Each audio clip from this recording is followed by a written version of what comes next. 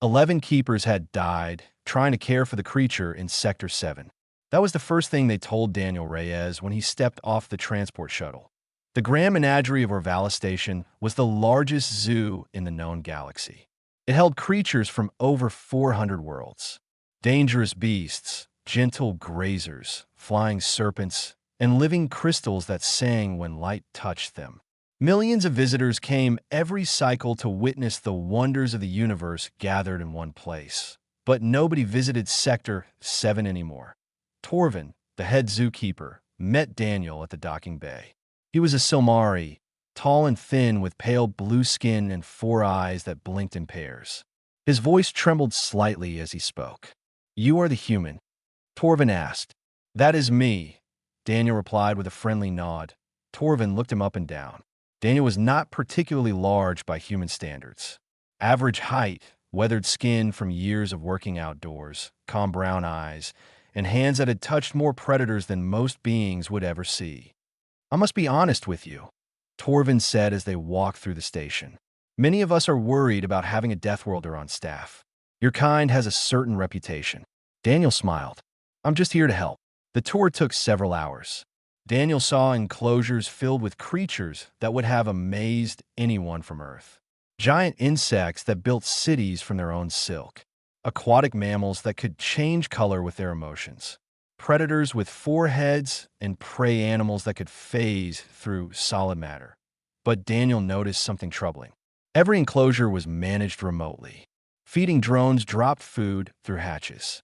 Cleaning machines scrubbed floors while the animals watched. Medical scans were done through barriers. No keeper ever set foot inside with the animals. "You never go in with them?" Daniel asked. Torvin's 4 eyes went wide. "Of course not. That would be extremely dangerous." Daniel said nothing, but he filed that thought away. Finally, they reached Sector 7. The lighting was dim here. The corridors were empty. Warning signs covered every surface in a dozen languages. "This is as close as we go," Torvin said. He stopped behind 4 layers of reinforced barriers, each one thick enough to stop a plasma blast. Daniel stepped forward and looked through the transparent walls. The enclosure beyond was massive but bare. Gray floors, gray walls, a small pool of stagnant water. And in the center, pacing back and forth without stopping, was the razor-tooth. Daniel had seen predators before. Lions, tigers, bears, crocodiles. He had worked with animals that could kill a human in seconds. But the razor-tooth was something else entirely. It was huge, easily 3 meters tall at the shoulder. 6 powerful legs carried a body covered in sleek black fur that seemed to absorb light. Its head was broad and angular, with golden eyes that glowed faintly in the dim room. When it yawned, Daniel saw rows of teeth like curved daggers. And yet, despite its terrifying appearance, Daniel felt a strange sadness watching it. 6 years, Torvin whispered. "It has been alone for 6 years. We tried sending keepers in at first. Brave volunteers. They lasted 30 seconds at most before the creature attacked. After the 11th death, we stopped trying. Now we just feed it remotely and hope it survives." The razor-tooth continued pacing. Back and forth, back and forth.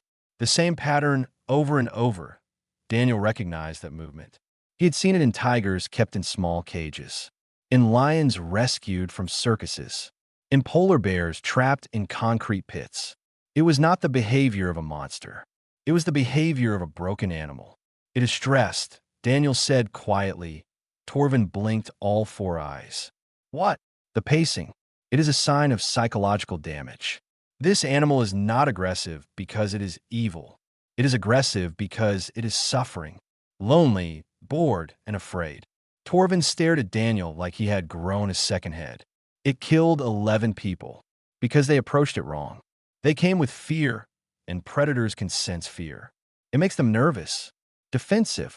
Daniel watched the creature pace. This animal needs help, not isolation.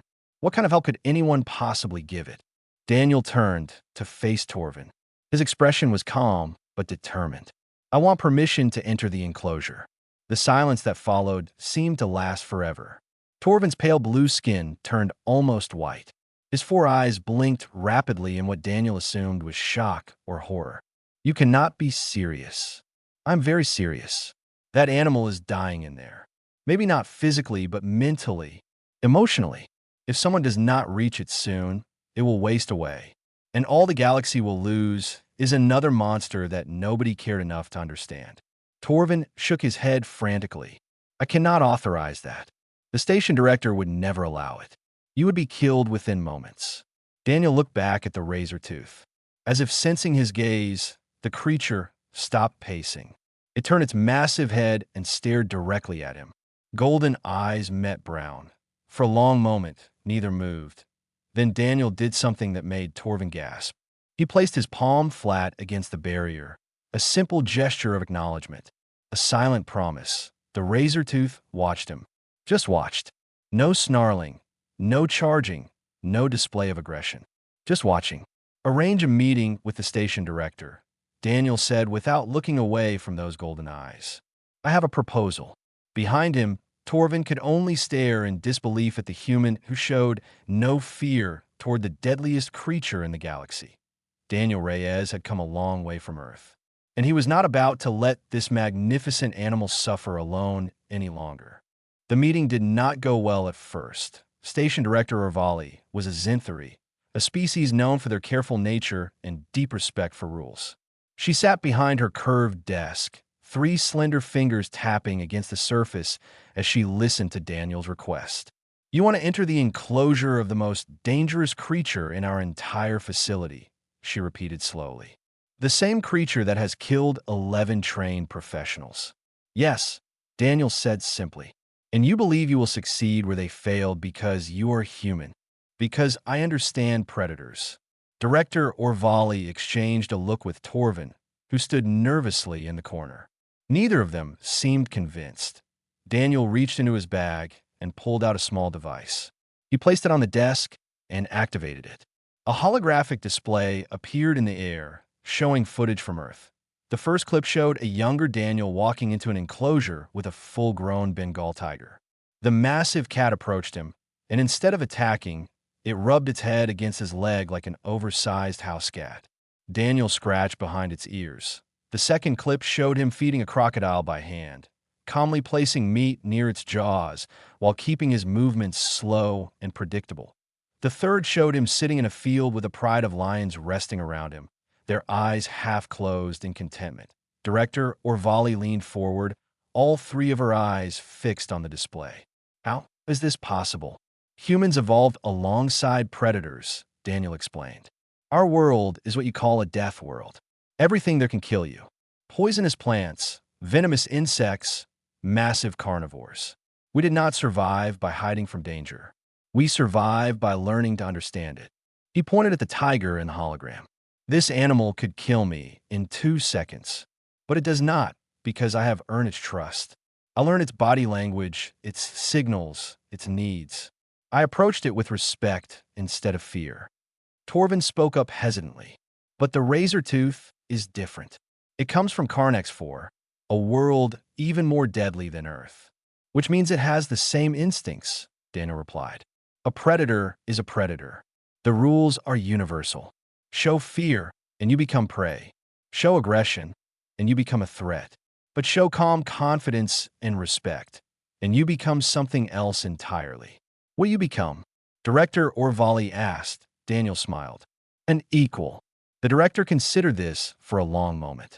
Finally, she sighed. I cannot authorize direct contact. Not yet, but I will allow you extended observation access. Study the creature. Document everything. If you can present evidence that contact might be safe, we will discuss further steps. It was not everything Daniel wanted, but it was a start.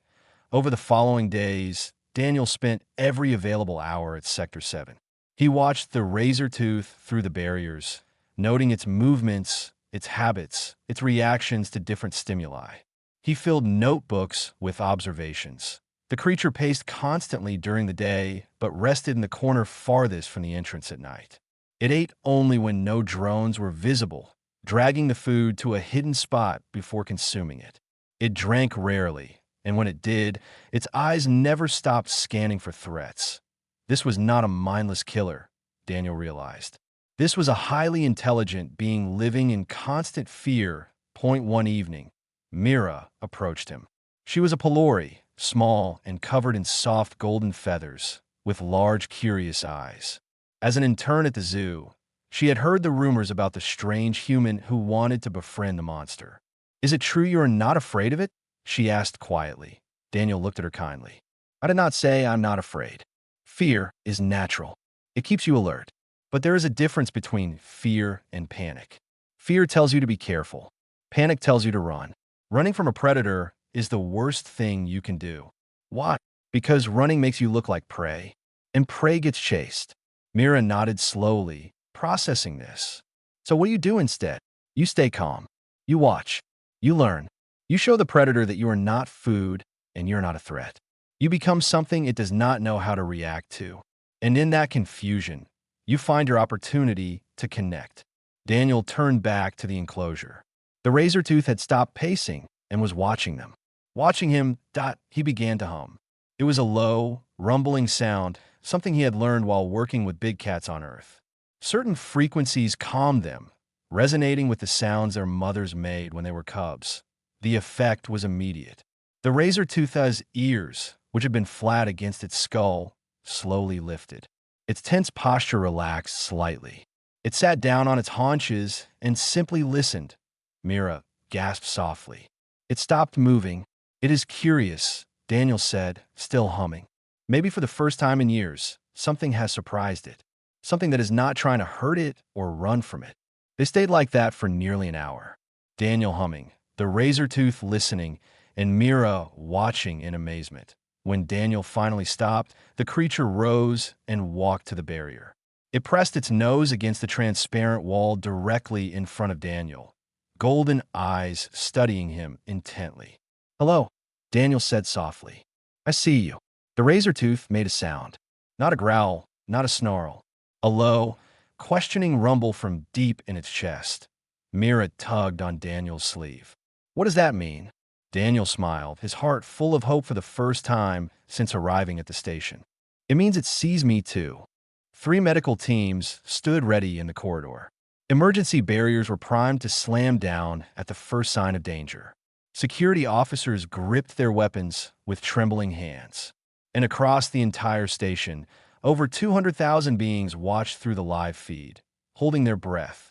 Daniel Reyes stood at the entrance to the razor-tooth's enclosure, wearing nothing but his standard uniform.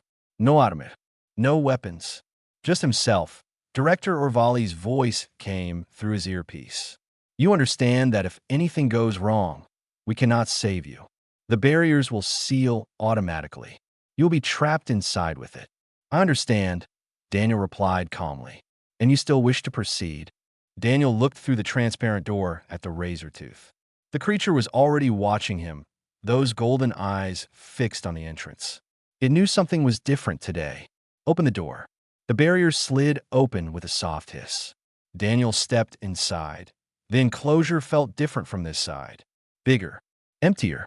The air smelled of the creature, a musky scent that was not unpleasant but undeniably wild. The gray walls seemed to press inward, and the silence was heavy. The razor-tooth rose to its full height. 3 meters of pure predatory power. 6 legs tensed, claws extending from massive paws, each claw as long as Daniel's hand. Its fur bristled slightly, making it look even larger. Somewhere in the corridor, Torvin covered 2 of his 4 eyes. He could not bear to watch, but he could not look away either. Daniel did not run. He did not freeze. He walked forward 3 steps, then slowly, deliberately, sat down on the cold floor. The razor-tooth tilted its head. This was not the behavior of prey. Prey ran. Prey screamed. Prey tried to fight back with pathetic little weapons. This creature just sat there, looking at it calmly. Daniel began to hum. The same low frequency he had used through the barrier. But now, without the walls between them, the sound resonated differently. Fuller. More real. The razor-tooth started to circle him. Around and around, its golden eyes never leaving Daniel's form. It was testing him, looking for weakness, waiting for him to break. Daniel kept humming. His heartbeat remained steady. He had done this before with tigers, with lions, with bears. Different species, same principle. Show no fear. Become uninteresting. Become safe. The creature stopped circling. It stood directly in front of Daniel, so close he could feel the warmth radiating from its body. Its breath washed over him, hot and heavy. Very slowly, Daniel reached into his pocket. The razor tooth tensed, a low growl building in its throat. Daniel pulled out a piece of raw meat. He had requested it from the kitchens that morning, explaining that he needed the freshest cut available. The cooks had thought he was insane, but they had given it to him anyway. He placed the meat on the ground between them and slid it forward with gentle fingers. The razor tooth looked at the meat, then back at Daniel. Suspicious. Confused. "It is okay," Daniel said softly, his voice barely above a whisper. "I'm not here to hurt you. I just want to be your friend." The creature sniffed the meat. Then, keeping its eyes locked on Daniel, it lowered its head and ate. When it finished, it did something that made every viewer across the station gasp. It lay down, not far away, not in a defensive position, but right there, 3 meters from Daniel, its massive body stretched out on the floor. Daniel did not move. He continued to sit, continued to hum softly, letting the creature adjust to his presence. Minutes passed, then an hour, then 2. The razor tooth watched him the entire time, not with hostility, but with something else. Curiosity, maybe even wonder. Finally, after nearly 3 hours, Daniel rose slowly to his feet. The creature lifted its head, but made no aggressive move. "I will come back tomorrow," Daniel said. "I promise." He walked backward toward the exit, never turning away from the razor tooth until he was through the barrier and the door seal behind him. The corridor erupted. Torvin rushed forward, his pale face somehow even paler. "How was this possible? How did you survive?" The medical teams stood frozen, their equipment unused. Director Orvalis' voice came through Daniel's earpiece again. "That was remarkable. Truly remarkable." But Daniel barely heard any of it. He was still looking through the barrier at the razor tooth, which had risen and walked to the door. It pressed its nose against the transparent surface, exactly as it had done during his observations. Torvin followed his gaze, shaking his head in disbelief. "I do not understand. That creature has killed 11 beings. Why did it not kill you?" Daniel turned to face him. His expression was peaceful, almost serene. "Because I did not give a reason to." "But how did you feel no fear?"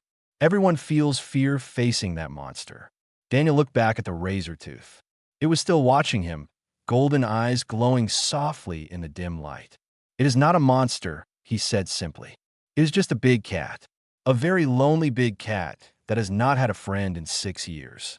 Torvin blinked all 4 of his eyes rapidly, struggling to process what he had witnessed. Behind the barrier, the razor tooth made that sound again. The low, questioning rumble, and Daniel smiled. News traveled fast on Orvalis Station. By the following morning, everyone knew about the human who had sat with the razor tooth and lived. By the end of the week, beings from distant sectors were sending requests to watch Daniel's sessions through the live feed, but Daniel ignored all of it. He did not care about fame or attention.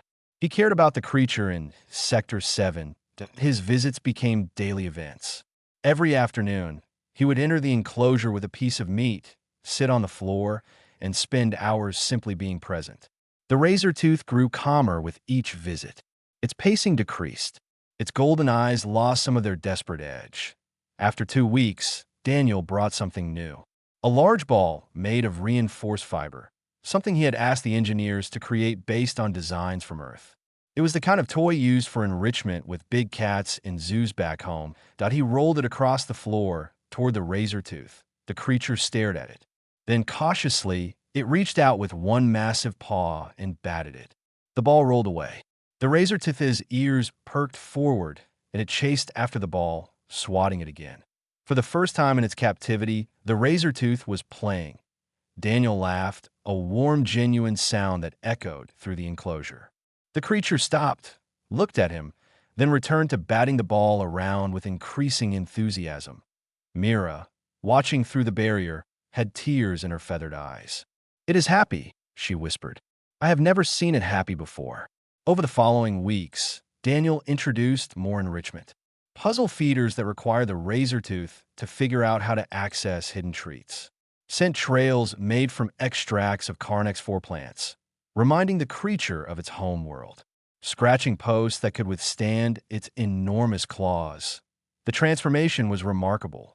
The razor tooth gained weight. Its fur grew shinier. It stopped sleeping in the far corner and instead rested near the entrance. As if waiting for Daniel's daily visits. One evening, Mira asked Daniel to teach her. She had been observing him for months, taking notes, asking questions. Now she wanted to learn properly. Daniel agreed without hesitation. The most important thing, he told her as they sat in the observation room, is to understand that every animal is an individual. They have personalities, preferences, fears, and joys. The razor tooth is not just a species profile in a database. It is a being with its own history and emotions. But how do you know what it is feeling? Mira asked. Body language. The position of its ears, the tension in its muscles, the movement of its tail, the direction of its gaze. Animals are always communicating. Most species just never learn to listen. He showed her videos of Earth's big cats, explaining how lions expressed affection through head rubbing, how tigers communicated through vocalizations, how even solitary predators formed deep bonds with those they trusted. Your world sounds terrifying, Mira said after watching a clip of a mother bear defending her cubs. How do humans survive surrounded by such creatures? We learn to respect them, Daniel replied. Not worship them, not fear them, but respect them. We studied them, understood them, and found our place among them. Sometimes we protected them. Sometimes they protected us. He paused, looking at the razor tooth through the observation window. The creature was lying on its side, its belly exposed, completely relaxed. Every predator is dangerous, Daniel continued. But dangerous does not mean evil.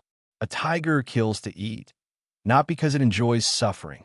A lion protects its pride because it loves them, not because it is programmed to. These are thinking, feeling beings.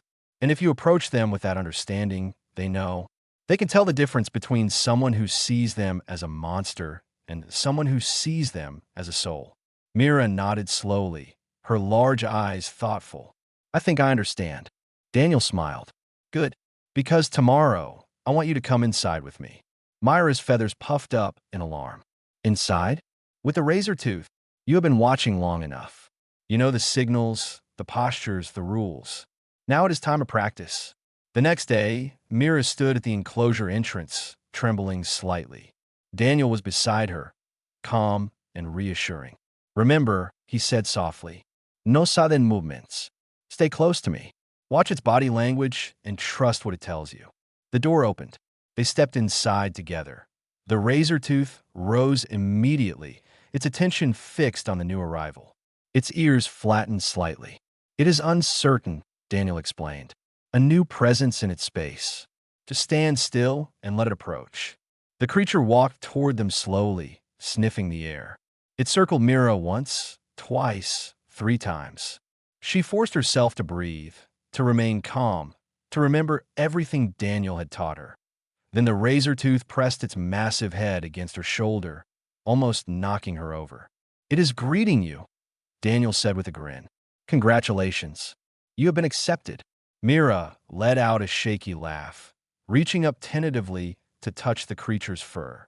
It was softer than she expected, warm and alive beneath her feathered hand. The razor tooth made that rumbling sound, the one that Daniel had taught her meant contentment. And standing there in the enclosure, touching a creature that had once seemed like a nightmare, Mira understood something important. Fear was just a lack of understanding. And understanding could change everything. The explosion came without warning. One moment, the station hummed with its normal rhythms. The next, every light flickered, alarms screamed through every corridor, and the floor shook beneath thousands of panicked feet. A power surge had ripped through the central grid. Containment systems across multiple sectors began failing. Emergency barriers that had held for decades suddenly went dark. And in Sector 7, the door to the razor tooth's enclosure slid open. Daniel was in the staff quarters when it happened. He felt the shudder, heard the alarms, and immediately knew something was terribly wrong. His communicator crackled with frantic voices. Containment breach in sectors 3, 5, and 7. Multiple creatures have escaped. All personnel evacuate immediately. Daniel ran, not toward the exits like everyone else, but toward Sector 7. The corridors were chaos. Aliens of every species rushed past him, screaming, pushing, desperate to reach the emergency shuttles. Security teams struggled to maintain order while also preparing to deal with escaped predators. Daniel pushed through all of it, his focus absolute. When he reached Sector 7, his worst fears were confirmed. The barriers were down. The enclosure stood empty. The razor tooth was loose as he followed the trail of terrified screams, the scattered belongings left behind by fleeing staff. The creature had moved fast, driven by the noise and confusion into unfamiliar territory. Daniel found it in a main junction corridor. For pathways met at this point, and a group of about 30 aliens had been cornered, unable to reach any exit. They huddled against the walls, frozen in absolute terror. The razor tooth stood in the center of the junction, surrounded by flashing lights and blaring alarms. Its golden eyes were wild. Its claws were extended. Its massive body was coiled tight, ready to strike at any movement. Security teams crouched behind overturned cargo containers at the far end of the corridor. Their weapons were raised, fingers hovering over triggers. Clear shot, one officer reported through his communicator. Waiting for authorization. Negative. Director Orvalis' voice responded over the channel. Wait for my command. Daniel stepped into the junction. Every head turned toward him. The security team shouted for him to get back. The trapped aliens watched in disbelief as the human walked calmly toward the agitated predator. The razor tooth spun to face him, a growl building in its throat. In its distressed state, it did not recognize him immediately.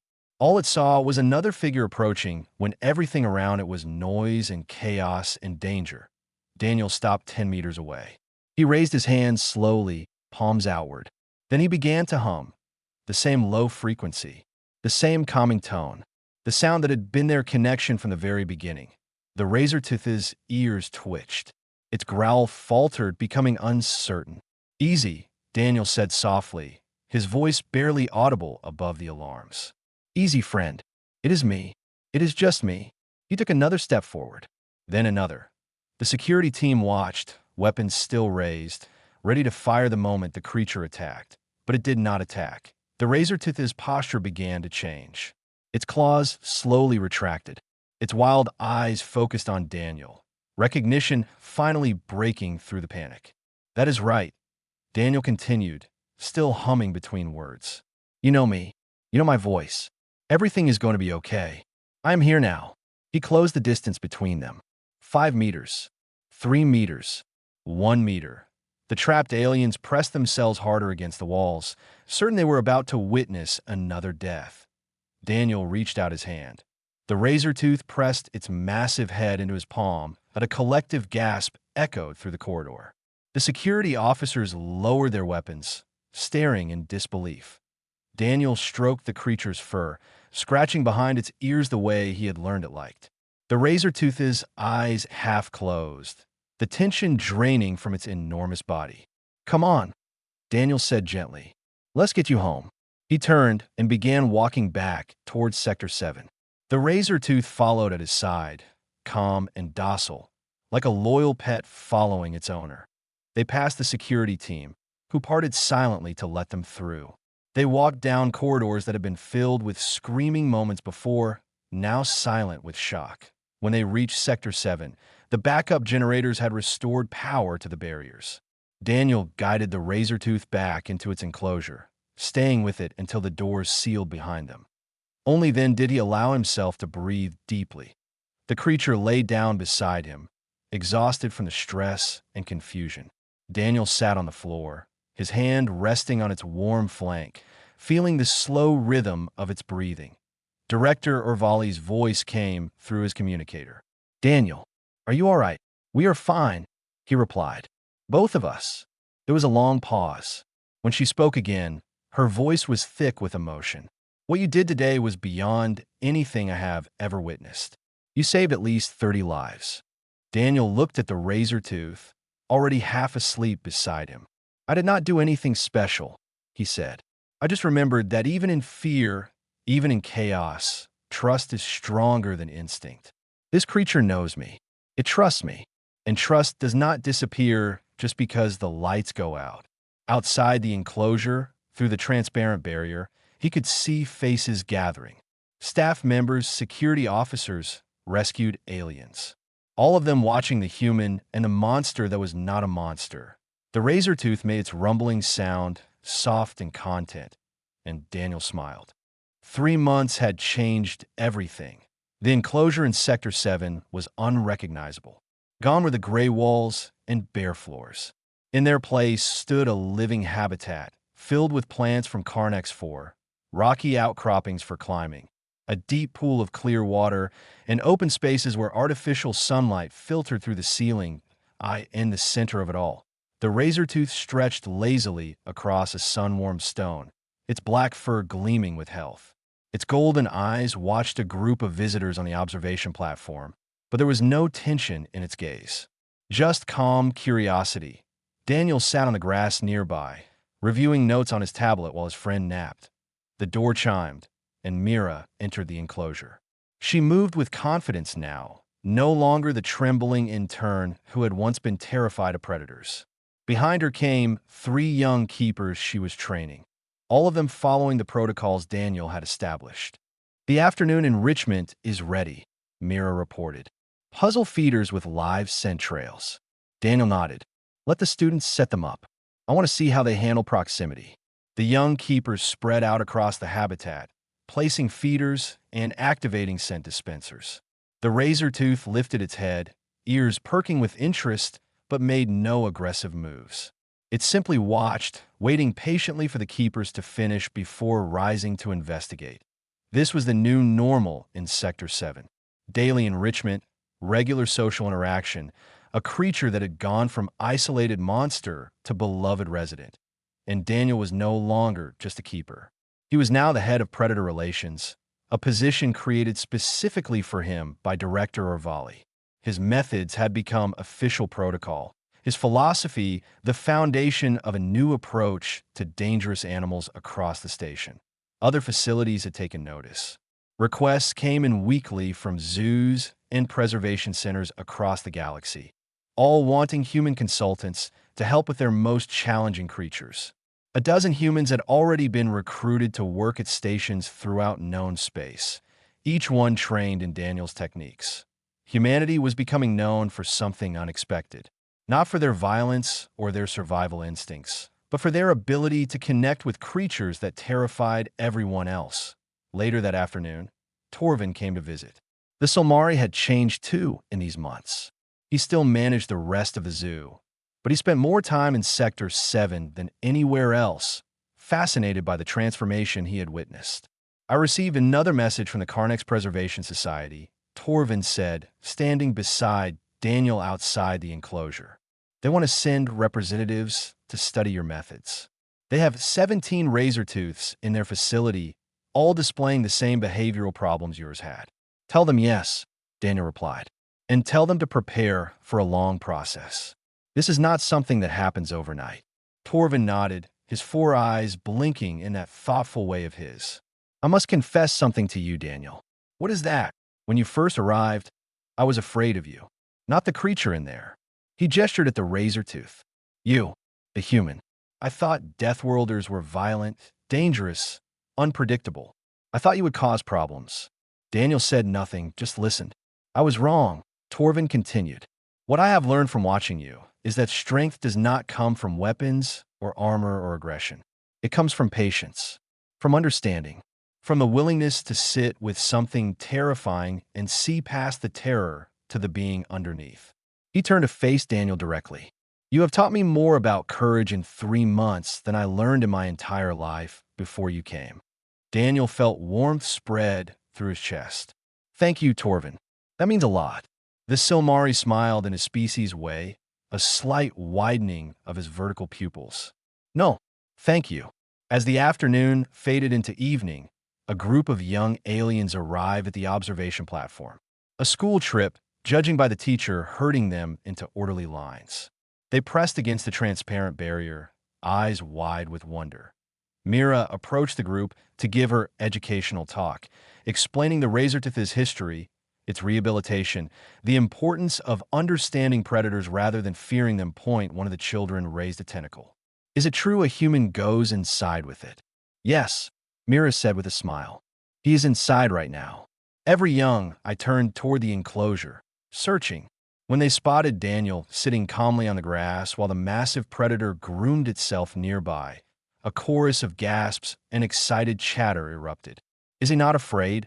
Another child asked. Daniel heard the question through the barrier's audio system. He stood up, brushed grass from his pants, and walked over to where the Razortooth lay. He knelt down and scratched behind its ears. The creature made that deep, rumbling sound, almost like a purr. Excuse me, the child called out, brave enough to ask directly. How can you not be scared of that? Daniel looked at the young alien, then at the massive predator beside him. The Razortooth yawned, revealing rows of deadly teeth, then rested its head on Daniel's lap. Why would I be afraid? Daniel asked, his voice gentle and his smile warm. It is just a big cat. The children stared in amazement. Their teacher took notes. Mira beamed with pride. And in the enclosure, the most dangerous creature in the galaxy closed its golden eyes and purred, content in the presence of its friend. This was the legacy Daniel had built. Not monuments or statues or grand achievements. Just a simple truth proven over and over again through patience and compassion. Every being, no matter how dangerous, deserved to be understood. And sometimes, all it took to tame a monster was someone willing to see that it was never really a monster at all.